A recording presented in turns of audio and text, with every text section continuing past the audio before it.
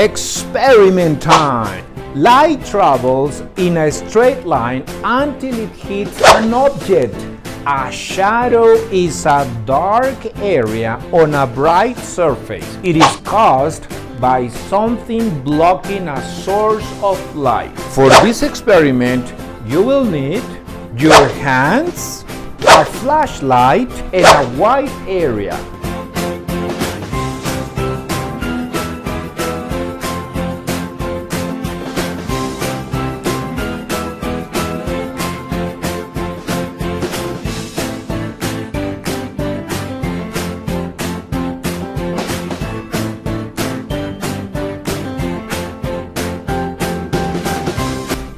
A shadow's outline, called a silhouette, will have the same shape as the object blocking the light. Depending on the light source or sources, a wide range of effects can be produced. Can you do it?